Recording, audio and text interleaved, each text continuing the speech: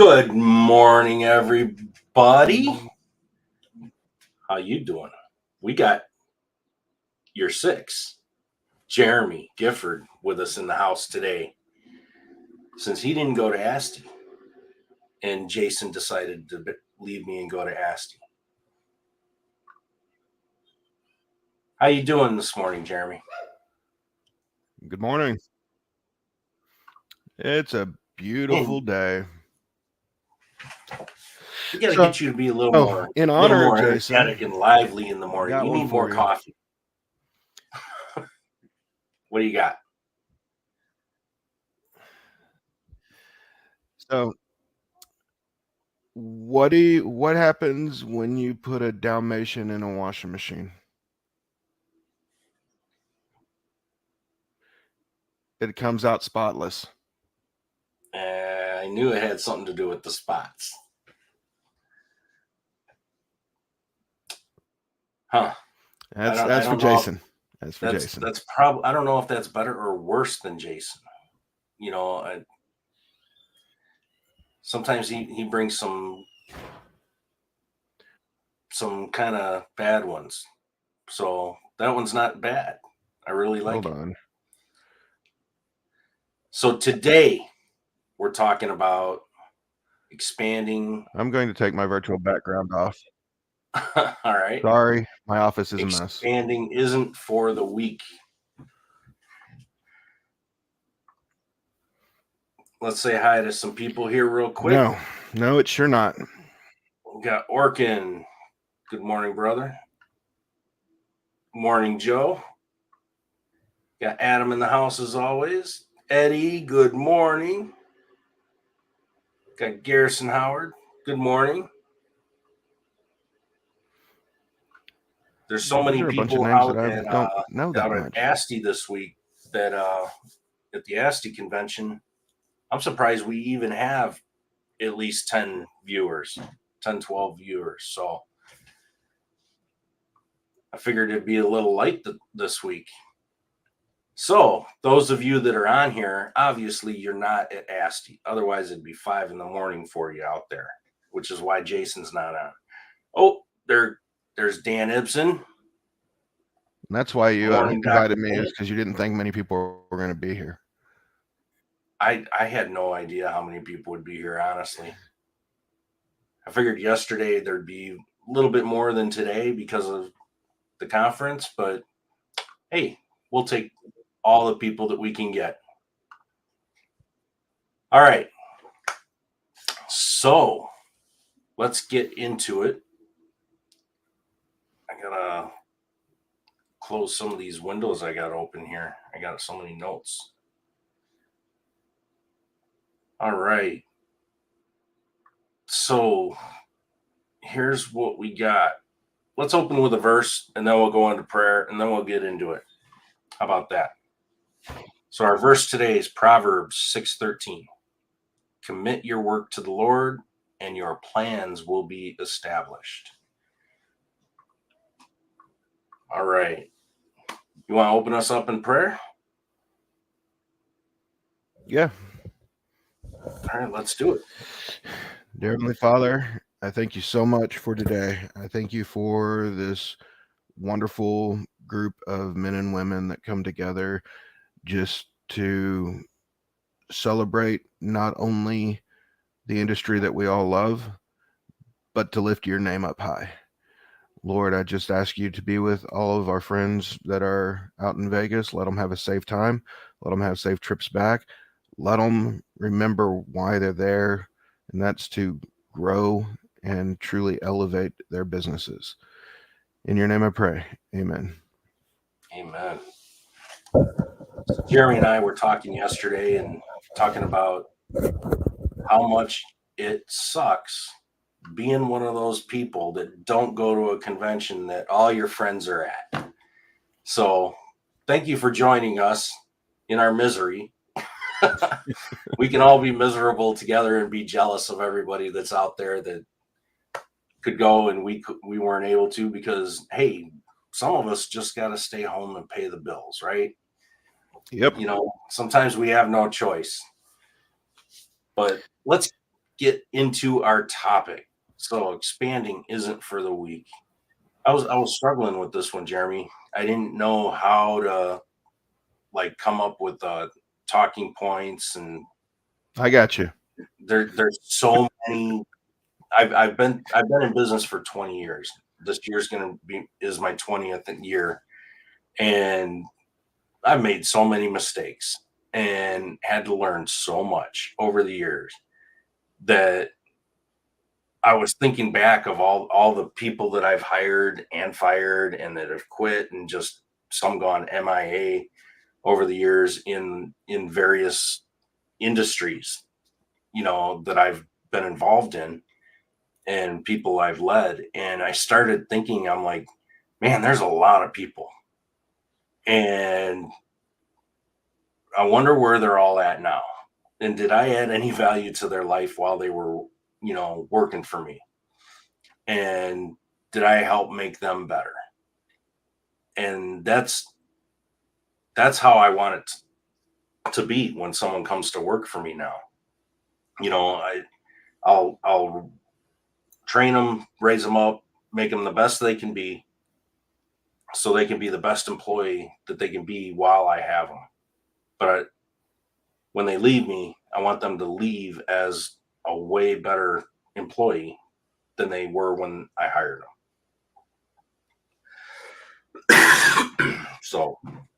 Um,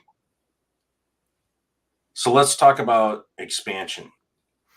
So, quick backstory, just for all those people out there that don't know me, don't know any of my story. So I've been in business now for almost 20 months. I decided last year around August that it was time to grow. And I hired somebody. And throughout that process, I will be the first to admit I hired too fast without the proper SOPs in place. That's probably the one thing that I would warn everyone with. Make sure your SOPs are there first. Now, through that, I also was probably overly excited about hiring my first employee. And I'm going to tell you, it's very seldom sunshine and roses. That's no lie, brother. I remember being excited when I hired my first one, and I was scared to death at the same time. Absolutely. Because you're taking, before I hired somebody else, everything I did affected me and my family. Now everything I do affects me and my family and their family also. Yep. That's a lot of weight to take on. And there's plenty of sleepless nights, especially, whenever you start getting into slow season. And, well, is there calls? How am I how am I going to make payroll this week? That's been more than once that I've had to ask that question. Mm-hmm. It's a sucky place to be. But I will also tell you, and this is one that I joined EJ with probably, I don't know, 2-3 months ago. Every morning, I have to remember one other thing. My name's on the everything. This isn't my company. Every morning, I have to remember who I work for, who I'm doing this for, and ultimately who I'm giving credit to everything. It's not Jeremy. This is the Lord's company, and He'll do with it what He wants to. And I'm not saying that to say, I don't have to do anything, because I still got to put in the work. But I want everyone to realize that I'm not in this alone. I've got my wife, she's a 50% owner, but even just like in our marriage, if the Lord's not the center of it, 2 ropes are easy to break. You bring that third rope in, it's really hard to unwind. Oh yeah. So how do you, I mean, I grew very slowly. Okay. Probably just out of fear, on how many employees I'd have. And I, I kind of eased into it. Right. And used that as a learning experience. And I didn't initially go into the, I guess, stretching it too far zone, and I know you haven't done that, but I know plenty of people out there that have. Excuse me, I'm fighting a cold. Um, but when you start, we've got to look at the problems, right? When do you start getting into over expansion and growing too quickly and putting an undue strain on your business and your resources and your money and all the things that affects, like compromised service or quality and finances. um I at one time grew to where I had a team of 9, and for me that was a lot of people, and it was a lot of people to manage, and I was pulling my hair out. I was working easily 80, 90 hours a week, and I was like, man, this sucks. The sheer training that was involved in it really sucked. um Once the people were trained, after 2 3 months, I could let them go and be a little more comfortable. But it was like, man, just the onboarding process, every new hire, it was like I was bringing somebody on just constantly, and we had a pretty explosive growth. But I didn't have sorry, I didn't have my SOPs as solid as they are now for all that process. So I had the training SOPs down, but then what?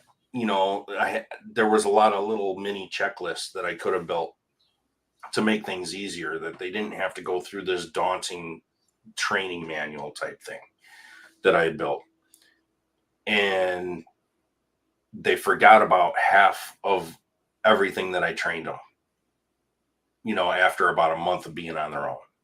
And they had no resources to go back to. And that was my fault because I didn't provide those, and I didn't have that support for all my staff. So it took time away from me, because then I was babysitting. And when you're babysitting, you can't work on the business. You can't get things done. You're constantly just people managing, all the time.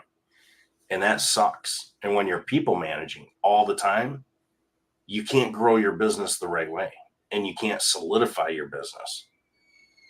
And that's what I found to be the really hard part about growing too fast, or bigger than I 100%. needed to be. I've found right now I've got 3 people, and they do the work of those original 9, because I've got some really solid processes in play, and the training is shorter, and I've just shored all that up. So I agree without question. And so one of my favorite phrases from another friend is, it's us until it's them. You have to know where you fall short, and you have to be able to correct that. Like, there's plenty of examples of where I've messed up as a boss, as the leader. And I'm still working on correcting all of those. So when did you hire your first employee? August 21st of 23. 6 months and 6 days ago. Okay, so I remember you talking to me when you first hired him. You were excited. You were ready. I know you've had ups and downs, just like anybody would. You're not alone in that. Um, Other than basic SOPs, what would you have done differently to avoid any issues that you've come across? What could you help others? What advice can you give others to kind of Um, look out for, those problems to avoid? I would say the number one and the biggest one for me, don't put blinders on. Like, I don't know if it was me just being too excited, too ready, too whatever. But I overlooked some of the basics. Like, do I don't feel that he was trained properly by me. I don't feel that and I hired somebody completely new to the industry. Um, and I I refuse to have parts changers. We have technicians, not parts changers. So the technical skill is where I fell short on making sure schematics were being able to be read. Troubleshooting diagnostics were able to be used more efficiently. And let's be honest, changing a Samsung heating element on a dryer, I could probably teach my 7-year-old how to do that. But what would So his heater? so how do you take someone that's new to the industry, okay, or very little experience? And as a business owner, how long have you been doing this, Jeremy? Um, Total that I've been in the appliance industry, February of 2002, so just over Okay. 22 years. So you got about a On my year own, more experience than when you hired him, right? a little bit. Right. So you've obviously got a little more experience and you've caught on really well and you've gone through a lot of training yourself, right? Yep. And you've had that ambition to do that.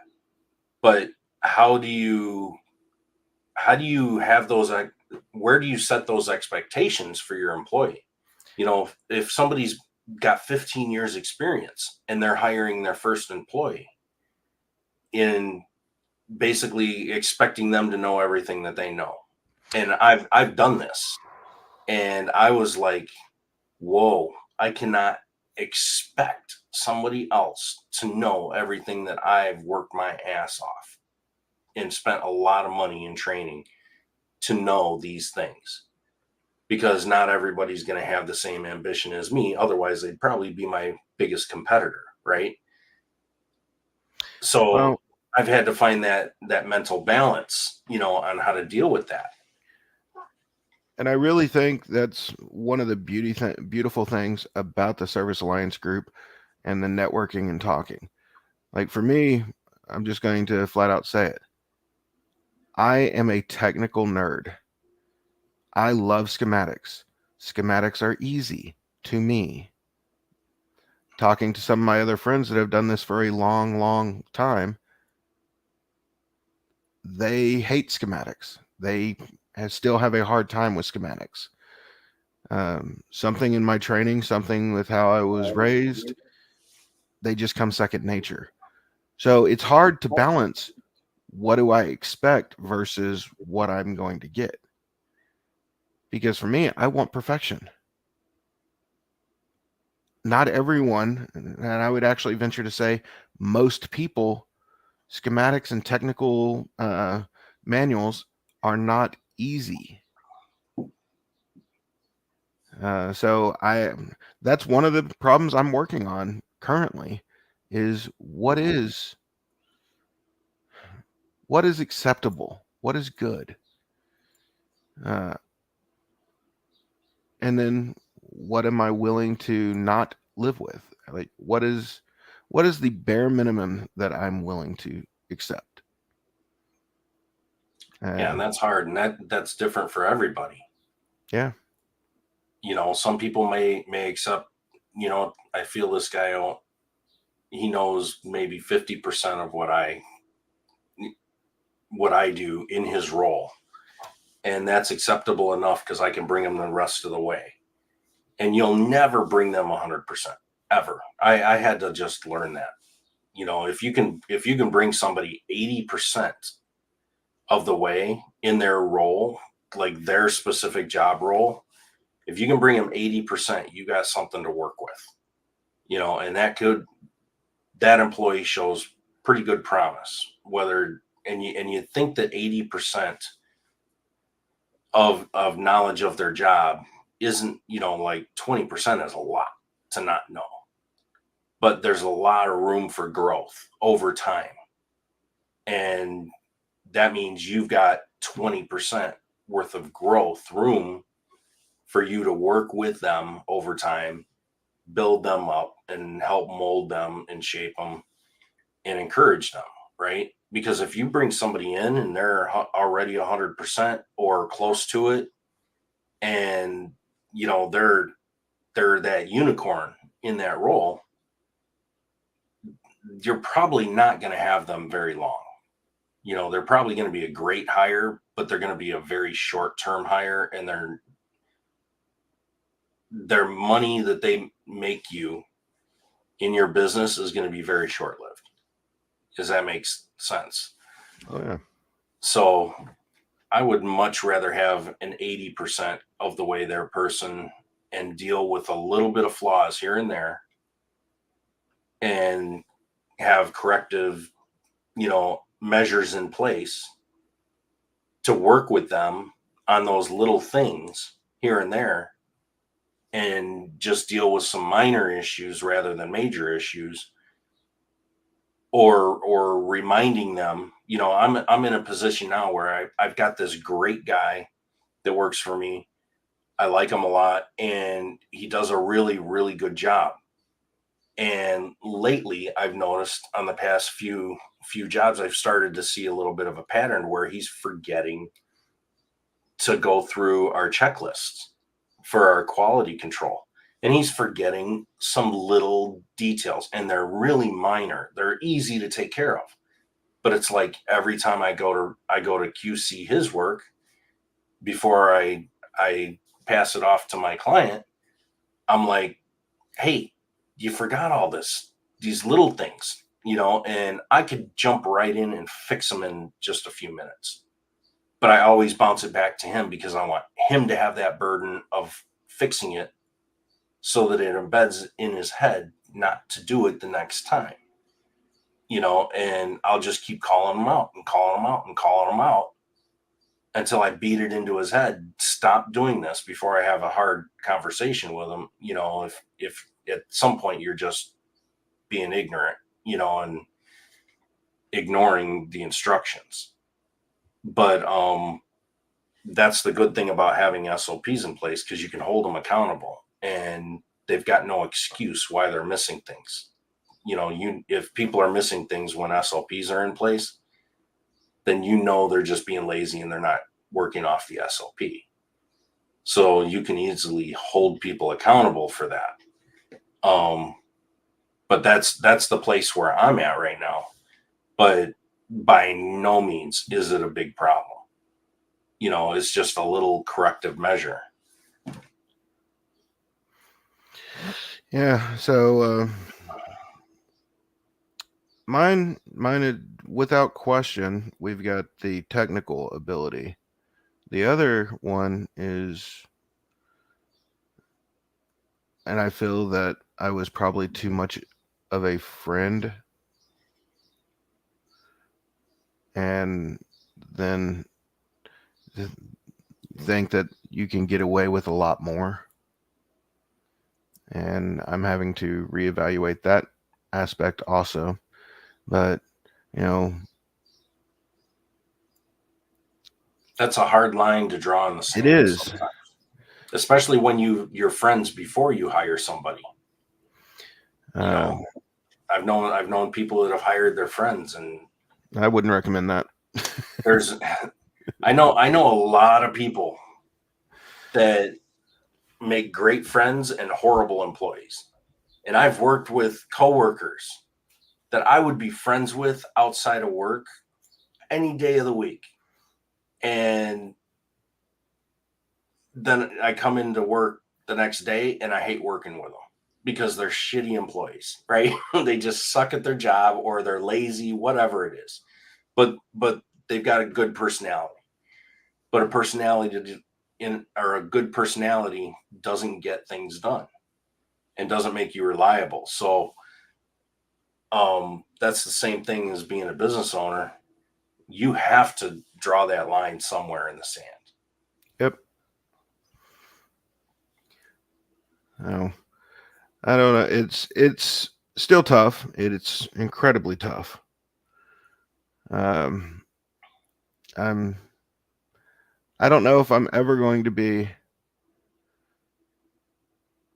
have this entire boss thing managed. I hope I do, but at the same time, I don't want to have a corporate no care about you kind of structure. And that's the hard line. Nice thing is we have small enough businesses that'll never happen, right? We're never going to be that corporate structure. It just doesn't happen in the industries that we serve, right? Most small businesses don't. So I don't think that's ever going to be a concern that we need to worry about. And if even if you had 20 employees, you'd know every single one of them, right? But I think you shouldn't really discourage yourself or become discouraged or let others discourage you thinking that you can't do it, because you can. And it's just a learning experience. And maybe, honestly, Jeremy, you haven't had enough time to figure that out yet. It's just been a few years that you've been in business, or a couple, whatever it's been. And you have to basically work through keeping that separation and kind of being on guard. I mean, and that just comes from experience, and having the wisdom to identify when that line is starting to be crossed and when the employee is starting to take advantage of you. And, when you're starting to let things go too far, and I guess you just need to know where the line is in the sand so that you can see how far away you and your employees are from it, because you can both be far away from that line in the sand. But if you're both closer to that line in the sand, you're both going to be more aligned in the business. Absolutely. So let's see. We got Paul's made a comment here. Jeremy, I agree 100. There's small business that are structured more corporate. There definitely are, but I think those are more rare. When somebody has a small business and they're structured more corporate. You can still structure your business a little more corporate, but you're still hands-on with your employees in most cases, unless there's like a manager in between you and your employees, and you only deal with the manager, and the manager's responsibility is to deal with all the employees. But I think that's way more rare. So, any closing thoughts? Let's wrap this up. Well, the biggest closing thought that I'm going to have without quite, is make sure you're ready, make sure you're prepared, and for the love of God, have your SOPs in place before you hire somebody. And if you So have any questions on what you're going to need, please reach out. Yeah, absolutely. Reach out to all of us. We're all willing to help. But when you say be prepared, make sure you're ready. What does that look like? Like explain that, because that could be a very broad statement. It is, and it is a huge, broad statement. Are you ready to take on the responsibility of someone else's life? Are you ready to have really difficult conversations? Are you ready call wise? Are you ready to actually have somebody? Do you really need somebody right now? Are you ready to flat out? I'm going to put it this way. Are you ready to have to call and cancel a trip that you've been planning for a year 2 days before you're supposed to leave?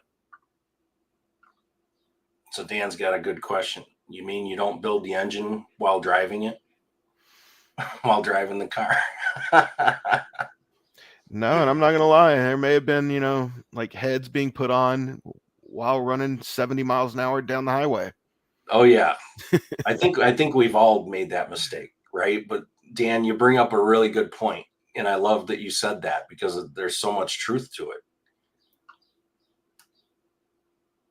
And Paul says, "Man, just having the calls to hire myself full time would be amazing." Well, sometimes you need other people to help you do that too, but that gets more into outsourcing rather than hiring within and growing within. But regardless, outsourcing things, that's all a part of expansion too. So it's not all about just hiring employees. It's about expanding and utilizing different resources to help you grow. So keep that in mind. All right. Well, we're going to wrap it up. Jeremy, I want to thank you for your service. I want to thank you for coming on and filling in for Jason since he didn't want to get out of bed this morning. But I appreciate you getting out of bed. And I appreciate everybody that's watching today. And we'll see you next week on the Morning Grind.